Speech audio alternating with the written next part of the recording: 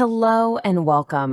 We have all been there, staring at a setback, dealing with a rejection, or just having one of those moments that feels a whole lot like failure. But here's the thought.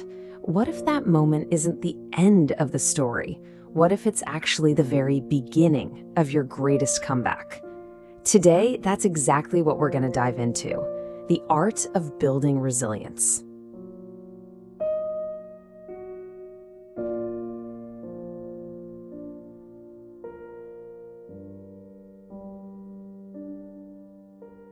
And this quote from Thomas Edison, wow, it just perfectly sets the stage, doesn't it?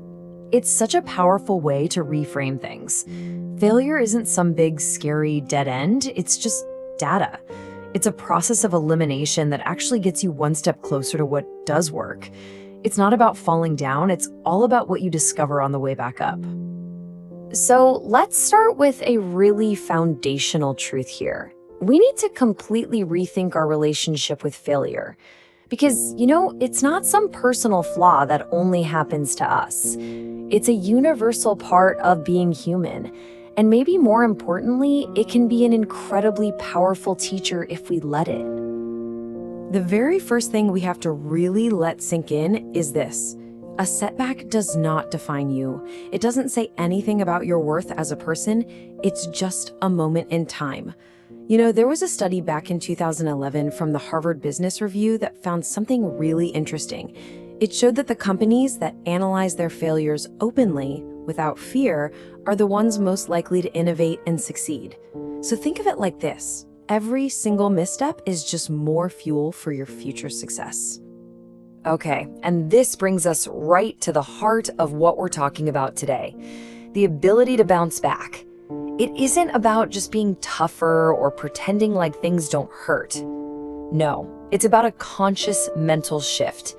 It's about actively reframing our perspective so we can turn that fuel we just talked about into real forward motion. Now, what's so cool about this slide is how clearly it lays out the incredible work of psychologist Carol Dweck. On one side, you've got the fixed mindset, right? The one that sees failure as this final judgment, like, well, I guess I'm just not good at this. But on the other side, you have the growth mindset, which sees the exact same event as an opportunity. It's a lesson. Embracing this growth mindset, honestly, it is the absolute bedrock of resilience. And just to be super clear, we're not just talking about some vague feel-good concept here.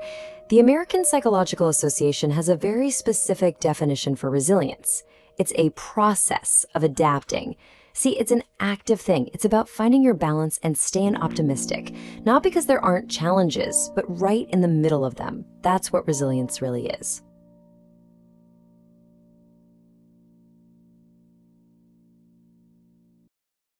All right, so now let's get into some powerful proof.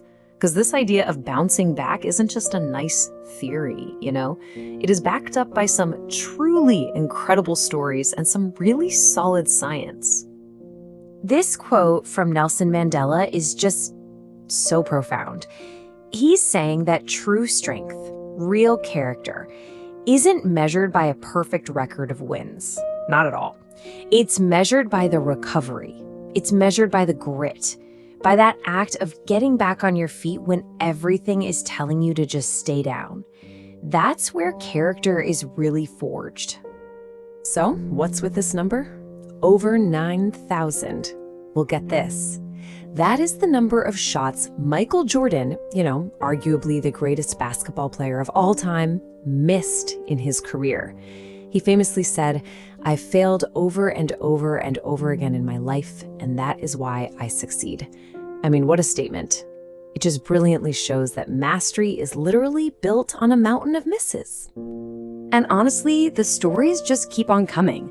J.K. Rowling rejected by 12 different publishers before Harry Potter took off. Can you imagine? Walt Disney was fired from a newspaper for, and I quote, "lacking imagination." Unbelievable. Oprah Winfrey was fired from her first TV anchor job.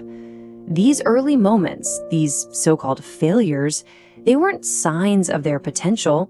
They were just hurdles on the path to absolutely unimaginable success. So we've seen these amazing, inspiring stories, but what's actually happening in our brains when we're going through this stuff? Let's take a look at the science behind how we can actively build up our capacity to cope with the stress and the self-doubt that almost always come along with failure. The great thing is that science gives us these clear, actionable strategies. And these aren't just fluffy ideas. They can actually rewire our neural pathways. Research from Harvard has shown that mindfulness can literally shrink the brain's stress center, the amygdala. Having strong social support, people you can count on, acts as this powerful buffer against those negative emotional spirals.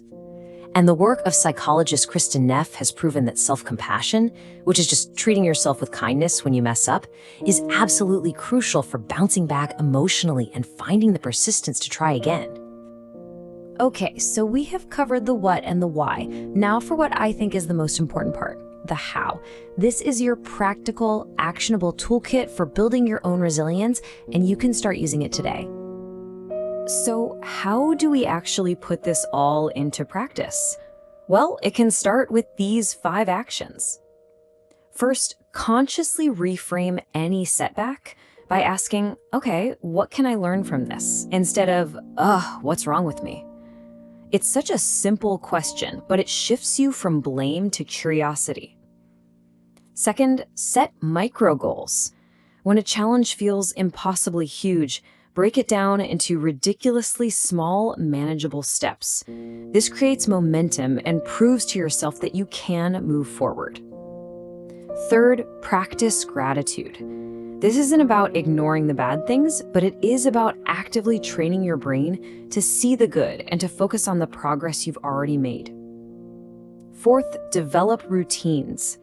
In moments of chaos, a simple, consistent routine can be an anchor, giving you a sense of stability and control. And finally, number 5, seek mentorship. Find people who've been through similar challenges and just learn from their journey, both their successes and their failures.